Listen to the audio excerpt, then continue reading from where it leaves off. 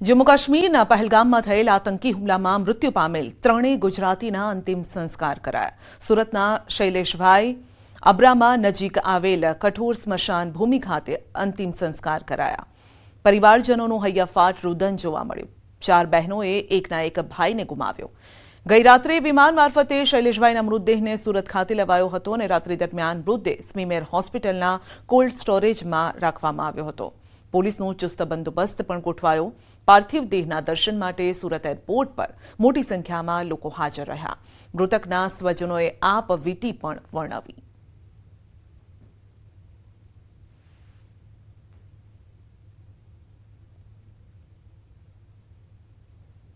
आतंकवादी हुमलामां सूरतना शैलेषभाईने गोळीबार तेमनी मौत थयुं हतुं त्यारे तेमनी अंतिम यात्रामां शहेરના नामी उद्योगपतिओ जोडाया हता। खास करीने डायमंड उद्योग साथे जोडाયેલા દિનેશભાઈ નાવડિયા આપણી સાથે છે। તેમનો દ્વારા એક જાહેરાત કરવામાં આવી। સીધા વાત કરીએ દિનેશભાઈ, જાહેરાત કરવા પાછળનું કારણ ને શું જાહેરાત? સમગ્ર ભારતની અંદર 2 દિવસ પહેલા કાશ્મીરની અંદર બનેલી આતંકવાદી ઘટનાના કારણે 28 હિન્દુ સમાજના લોકોએ પોતાનો જાન ગુમાવ્યો છે। એમાં અને એક પરિવાર એટલે શૈલેષભાઈ કળથિયા એ સુરત શહેરની અંદર પોતે અહીંયા રહેતા હતા અને હાલ મુંબઈની અંદર એ SBI બેંકની અંદર સર્વિસ કરતા હતા। એમના બંને બાળકો મુંબઈની અંદર અભ્યાસક્રમ પ્રાપ્ત કરતા હતા, પરંતુ હવે જો એમનો પરિવાર સુરત શહેરની અંદર સ્થાયી થશે તો એમને બાળકોને સંપૂર્ણપણે ભણાવવાની જવાબદારી આશાદીપ ગ્રુપ ઓફ સ્કૂલ દ્વારા અમે ઉઠાવી રહ્યા છીએ અને એ બાળકોને જ્યાં સુધી ભણવું હોય ત્યાં સુધી આશાદીપ ગ્રુપ ઓફ સ્કૂલ એમને મદદરૂપ થશે। હતા દિનેશભાઈ નાવડિયા, તેમનું સીધું કહેવું છે કે શૈલેષભાઈ જેમની મૃત્યુ કાશ્મીરના હુમલામાં થયું છે, સુરત ખાતે રહેતા હતા પણ હાલ મુંબઈ પરિવાર સાથે રહેતા હતા। ત્યારે તેમના પરિવારમાં દીકરો અને દીકરી જો પરિવાર સાથે તેઓ સુરત સ્થાયી થાય છે તો આશાદીપ ગ્રુપ કે જે દિનેશ નાવડિયા જે ઉદ્યોગપતિ છે તેમની છે અને તેઓમાં સ્કૂલમાં બંને બાળકોને જ્યાં સુધી ભણવું હશે ત્યાં સુધીનો તમામ અભ્યાસ મફતમાં આપવાની જાહેરાત કરી છે। કેમેરામેન જીગર ગુગલ સાથે કીર્તેશ પટેલ, ન્યૂઝ 18 ગુજરાતી, સુરત। જમ્મુ કાશ્મીરના પહેલગામ હુમલામાં મૃત્યુ પામેલા ભાવનગરના પિતા પુત્રના અંતિમ સંસ્કાર કરાયા। પિતા પુત્રની સ્મશાન યાત્રામાં CM ભૂપેન્દ્ર પટેલ જોડાયા। અંતિમ યાત્રામાં મોટી સંખ્યામાં લોકો ઉપસ્થિત રહ્યા। ઉલ્લેખનીય છે કે તેમના મૃતદેહને વિમાન માર્ગે અમદાવાદ એરપોર્ટ પર લવાયો હતો અને જ્યાં મંત્રી ઋષિકેશ પટેલ, ગૃહ રાજ્યમંત્રી હર્ષ સંઘવી, જગદીશ વિશ્વકર્મા તેમજ મુકેશ પટેલે શ્રદ્ધાંજલિ અર્પણ કરીને સાથે જ સ્મિત સાથે અભ્યાસ કરતા વિદ્યાર્થીઓ પણ શ્રદ્ધાસુમન અર્પણ કરવા માટે આવ્યા। સ્મિતના મિત્રો તેમજ તેમના શિક્ષકોએ પણ દુઃખની લાગણી વ્યક્ત કરી છે। તો ભાજપના નેતાઓ મૃતકોના પરિવારજનોને સાંત્વના પાઠવવા પહોંચ્યા હતા। કેન્દ્રીય રાજ્યમંત્રી નીમુબેન બામણિયા અને સરકારના કેબિનેટ મંત્રી કુંવરજી બાવળિયા સાંત્વના પાઠવવા પહોંચ્યા।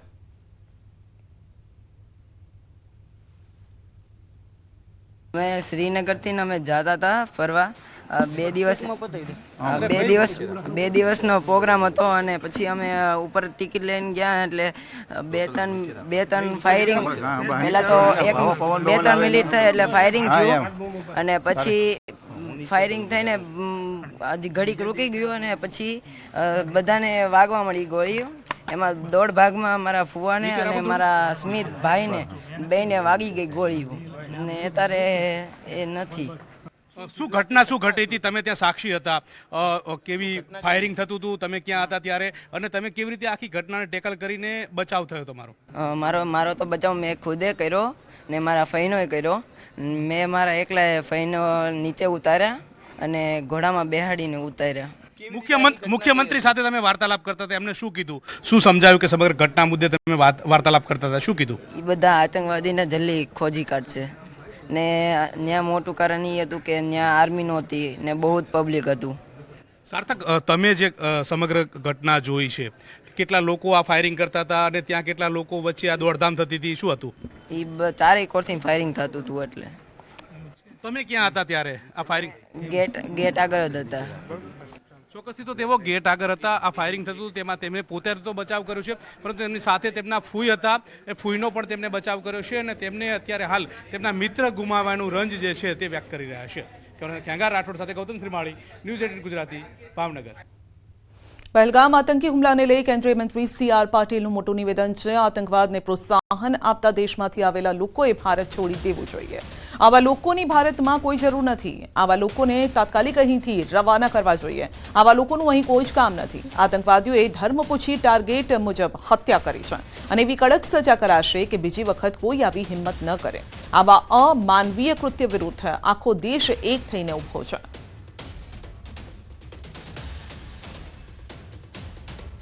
આવા આતંકવાદને પોષાવાળા દેશમાંથી આવેલા લોકોના અહીંયા કોઈ કામ નથી. એમને તાત્કાલિક અહીંયાથી રવાના કરવા જોઈએ. અને હું મક્કમતાપૂર્વક માનું છું કે ખૂબ સારું પગલું, સારો નિર્ણય આ કરવામાં આવ્યો છે.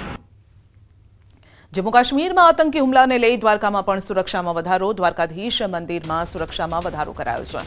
તો ગુજરાતના પ્રખ્યાત મંદિરોની સુરક્ષામાં વધારો અને ત્યારે દ્વારકાધીશ મંદિરમાં પણ સુરક્ષા વધારાઈ છે.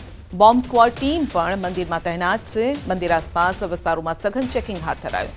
દ્વારકાધીશ મંદિરમાં ચુસ્ત પોલીસ બંદોબસ્ત વચ્ચે યાત્રિકોનું સઘન ચેકિંગ કર્યા બાદ મંદિરમાં પ્રવેશ આપવામાં આવી રહ્યો છે.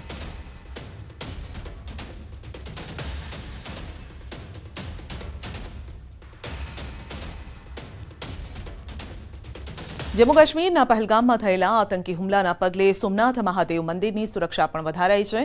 સોમનાથ મંદિર આસપાસ ડોગ સ્ક્વોડ, બોમ્બ સ્ક્વોડ દ્વારા સઘન ચેકિંગ હાથ ધરાયું છે. તેમજ સોશિયલ મીડિયા પર પણ વોચ રખાઈ રહી છે. દરિયાઈ સુરક્ષા અને ક્વિક રિસ્પોન્સ ટીમનું બળ વધારવામાં આવ્યું છે.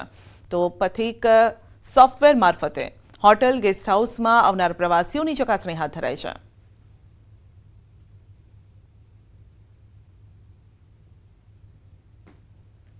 તમામ એન્ટ્રી એક્ઝિટ પોઈન્ટ ઉપર રેગ્યુલર ચેકિંગ ચાલે જ છે, પણ અમે છેલ્લા 2 દિવસથી ચેકિંગ વધારી દીધું છે.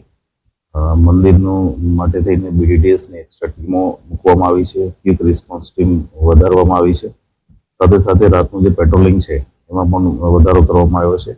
અને મંદિરની કારણ કે કોસ્ટલ એરિયા છે આખો અમારી પાસે, કોસ્ટલ એરિયામાં પોલીસની બોટ દ્વારા પેટ્રોલિંગ અને બાકીની જે આવજા કરતી બોટો છે એ બોટોનું સરપ્રાઇઝ ચેકિંગ આજથી ચાલુ કર્યું છે. પહેલગામ આતંકી હુમલા બાદ સરહદી જિલ્લા કચ્છમાં પણ સતર્કતા વધારાઈ છે. કચ્છમાં આવેલી ભારત પાકિસ્તાન બોર્ડર પર વધારાઈ છે સુરક્ષા. કચ્છ જિલ્લામાં સુરક્ષા એજન્સીઓ એલર્ટ પર છે. બોર્ડર પર આવેલા તમામ સ્થળોએ સઘન ચેકિંગ હાથ ધરાયું છે. કચ્છના પ્રવેશ દ્વાર આડેસર હાઈવે પર ચેકિંગ હાથ ધરાયું. જિલ્લામાં પ્રવેશતા તમામ વાહનોનું ચેકિંગ કરાયું છે. આડેસર ચેકપોસ્ટ પર વાહનોનું સઘન ચેકિંગ હાથ ધરાયું છે. કચ્છ બોર્ડર પર સુરક્ષા એજન્સીઓએ વધાર્યું છે પેટ્રોલિંગ.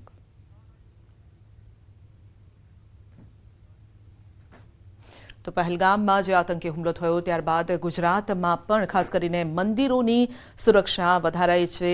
કચ્છમાં પણ સુરક્ષા વધારી દેવાઈ છે, કારણ કે ઘણી વખત આપણે જોયું છે કે દરિયાઈ માર્ગે ગુજરાતના દરિયાકાંઠાનો ઉપયોગ કરવામાં આવે છે. પછી કચ્છની સીમા હોય, પોરબંદરની સીમા હોય, તો આ તમામ જગ્યા પર સુરક્ષા ચાકચોબંધ રાખવામાં આવી છે. દ્વારકા અને સોમનાથ મંદિરની સુરક્ષામાં પણ વધારો.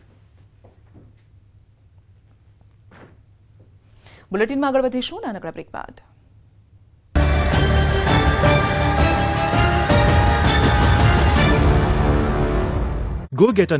પહલગામના હુમલા અંગે PM મોદી એક્શન મોડમાં હોય તેવું લાગે છે. આ હુમલાના સમાચાર મળતા જ તેઓ સાઉદી અરેબિયાનો પ્રવાસ અધવચ્ચે છોડીને દેશ પરત ફર્યા.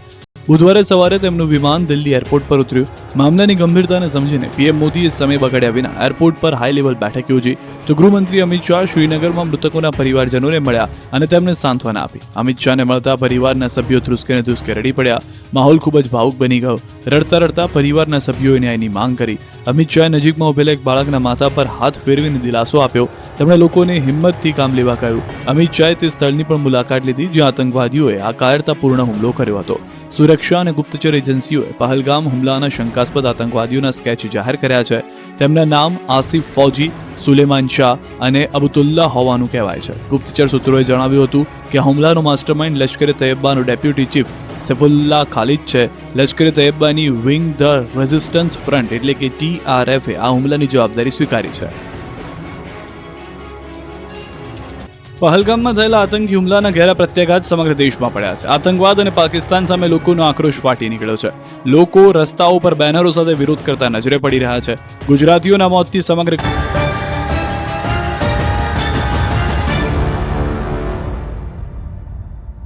પહેલગામમાં આતંકી હુમલાને લઈ સમગ્ર દેશના નાગરિકોમાં રોષ છે. દાહોદમાં આતંકી હુમલામાં મૃત્યુ પામેલા 27 લોકોને શ્રદ્ધાંજલિ અપાઈ. મુસ્લિમ સમાજે પણ આ ઘટનાને કડક શબ્દોમાં વખોડી કાઢી છે. મુસ્લિમ સમાજે આતંકવાદ વિરુદ્ધ રોષ વ્યક્ત કર્યો છે. આતંકવાદ મુર્દાબાદના પોસ્ટર સાથે વિરોધ કર્યો. કસ્બા વિસ્તારમાં આતંકવાદીઓના પુતળાનું દહન પણ કરાયું. દોષિતો સામે કડક કાર્યવાહીની માંગ કરાઈ છે. પર્યટકોની હત્યા કરનારાઓને સખત સજા આપવા માટે માંગ કરાઈ છે. દાહોદ મુસ્લિમ સમાજ દ્વારા કાશ્મીરના પહેલગામમાં જે આતંકી હુમલો થયો છે એમાં અમારા ભાઈઓ જે શહીદ થયા છે એમને શ્રદ્ધાંજલિ આપવા માટે અને જે આતંકવાદી કૃત્ય કર્યું છે એને દાહોદના તમામ મુસ્લિમ સમાજના લોકો વખોડી કાઢે છે. इस हमले में मारे गए लोग ये हमारे ही लोग थे. इनके ऊपर ये जो हमला हुआ है हम मुसलमान पूरे हिंदुस्तान के इस हमले की कड़ी निंदा करते हैं और मुखालिफत करते हैं और हलाकों ऐसे लोग जो इंसानियत के और नाम के ऊपर धब्बा हैं, जो इंसान का कत्ल किसी साजिश के तहत करते हैं और छोटे छोटे मासूम बच्चों को और इसके अलावा पर्यटकों को जो निहत्ते थे उनके ऊपर आकर हमला किया. हम मुसलमान इसका दाहोद से पूरे हिंदुस्तान के मुसलमानों की तरफ से इसका विरोध करते हैं. જમ્મુ કાશ્મીરના પહેલગામમાં આતંકી હુમલા સામે ગુજરાતભરમાં ગમ સાથે ગુસ્સો જોવા મળી રહ્યો છે. સાબરકાંઠાના વિજયનગર અને ઈડરમાં આતંકી હુમલાના વિરોધમાં બંધ પાડવામાં આવ્યો. વહેલી સવારથી જ વિજયનગરના વેપારીઓએ સ્વયંભૂ બંધ પાડી શ્રદ્ધાંજલિ અર્પી. ઈડર શહેરે પણ સજ્જડ બંધ પાડી વિરોધ વ્યક્ત કર્યો. હિન્દુ સંગઠન વિહિપ વેપારી એસોસિએશને પણ બંધનું એલાન આપ્યું છે, સમર્થન આપ્યું છે. પહેલગામમાં થયેલ આતંકવાદીના હુમલાના વિરોધમાં આજે ઈડર નગર સતત બિલકુલ બંધ રાખવામાં આવેલ છે. તો ઈડરમાં પણ સ્વયંભૂ બંધ જોવા મળ્યું છે. વેપારીઓએ બંધ પાડી અને આતંકીઓ વિરુદ્ધ રોષ વ્યક્ત કર્યો છે. આ સાથે જ મૃતકોને શ્રદ્ધાંજલિ પણ આ રીતે વ્યક્ત કરવામાં આવી રહી છે, અર્પવામાં આવી રહી છે. તો બે દ્રશ્યો આપ જોઈ રહ્યા છો. સાબરકાંઠા અને મહેસાણામાં બંધ પાડી અને વિરોધ કરવામાં આવી રહ્યો છે. બીજી તરફ શ્રદ્ધાંજલિ પણ આપવામાં આવી છે. ગુજરાતના જે 3 લોકોના મોત થયા છે તે મૃતકોને શ્રદ્ધાંજલિ, પરિવારને આ દુઃખ સહન કરવાની શક્તિ આપે તેવી પ્રાર્થના પણ કરાઈ.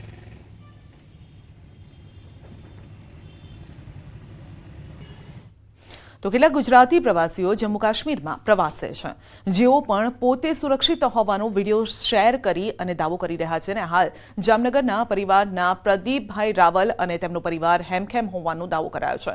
પ્રદીપભાઈએ આ વિડીયો પણ શેર કર્યો છે. જામનગરથી અમે અમારા ફેમિલી સાથે 4 જણા નીકળેલા મોરારી બાપુની સપ્તાહ માટે શ્રીનગર આવ્યો, પરંતુ સંજોગોવશ પહેલગામમાં હાદસો બન્યો ત્યાર પછી અમે શ્રીનગરમાં રોકાઈ ગયા છીએ. પરંતુ અમને કોઈ પણ જાતની તકલીફ પડેલી નથી. અહીંયા પર અજય મોદી જે અમદાવાદના મોદી ટૂર્સ એન્ડ ટ્રાવેલ્સ દ્વારા ભાઈ છે, એમને ગુજરાતી માટે કોઈ પણ જાતની જરૂરિયાત હોય તો એમને પૂરી પાડેલ છે. 3 દિવસ રસોડો ચાલુ કરેલ છે અને અમારી કોઈ પણ જાતની ચિંતા કરશો નહીં, અમે અહીંયા સેફ છીએ. તો અમરેલી જિલ્લામાં સિંહોની વસ્તી ગણતરી પહેલા જ એક સિંહણે જીવ ગુમાવ્યો છે. દેવળિયા ગામના પાટિયાથી શેત્રુંજી પુલ વચ્ચે સિંહણનું માર્ગ અકસ્માતમાં મોત થયું. રોડ ક્રોસ કરતા સમયે અજાણ્યા વાહને અડફેટે લેતા સિંહણનું મોત થયું છે. લીલિયા વન વિભાગ ઘટના સ્થળે પહોંચ્યું, મૃતદેહનો કબજો લીધો.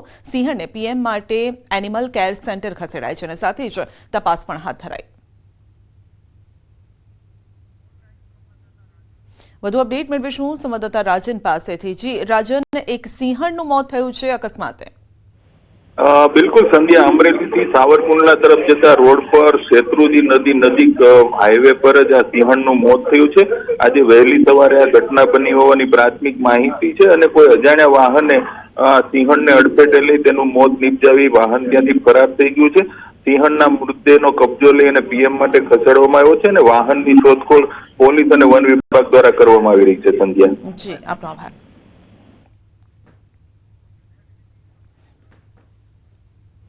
અમરેલી ધારીમાં વન વિભાગની સરકારી જીપે છકડો રિક્ષાને અડફેટે લેતા રિક્ષા પલટી મારી ગઈ. ધારીમાં ચલારા રોડ પર અકસ્માતની આ ઘટના. રિક્ષામાં સવાર 2 વ્યક્તિ ઘાયલ થયા છે, હોસ્પિટલમાં ખસેડાયા છે. અકસ્માતનો બનાવ સીસીટીવીમાં કેદ થયો છે. ઘાયલના પુત્રએ પોલીસ કાર્યવાહીની પણ માંગ કરી છે. તો અકસ્માતના દ્રશ્યો સામે આવ્યા છે અને જે સીસીટીવીમાં કેદ પણ થયા છે. આપ જોઈ શકો છો કે વન વિભાગની જીપે છકડો રિક્ષાને અડફેટે લીધી અને ત્યારબાદ 2 ગુલાટી પણ મારી ગઈ આ રિક્ષા. ખેતીવાડીનો સામાનની ખરીદી રિક્ષા લઈને આવેલા ત્યારે એક જંગલ ખાતાની ગાડી જે રિક્ષાને અડફેટે લઈ અને ગંભીર રીતે ઘાયલ કરેલ છે અને અત્યારે અમે અમરેલી ખાનગી હોસ્પિટલમાં સારવાર હેઠળ છીએ. અને અમારી અત્યારે એક માંગણી છે કે પોલીસ કાયદેસરની કાર્યવાહી કરે. તાપીમાં સગીરા સાથે દુષ્કર્મની ઘટના. 60 વર્ષીય વૃદ્ધે 11 વર્ષીય સગીરા પર દુષ્કર્મ આચર્યો.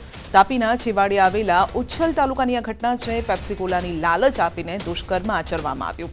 પોલીસે આરોપી સુરેશ ગામિતની ધરપકડ કરી છે.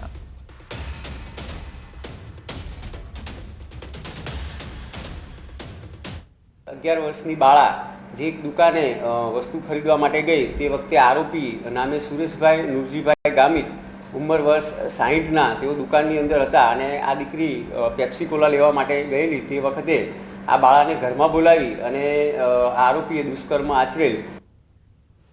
હવે અમદાવાદવાસીઓને મેરેજ સર્ટિફિકેટ માટે નહીં પડે મુશ્કેલી. મેરેજ સર્ટિફિકેટને આધાર કાર્ડ સાથે લિંક કરવામાં આવશે.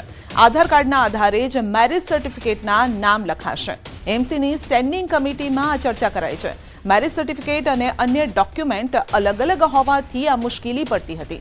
અમદાવાદ મ્યુનિસિપલ કોર્પોરેશને રાજ્ય સરકારને કરી છે રજૂઆત. રાજ્ય સરકારની મંજૂરી મળતા જ આગામી સમયમાં આ નિયમ લાગુ કરાશે.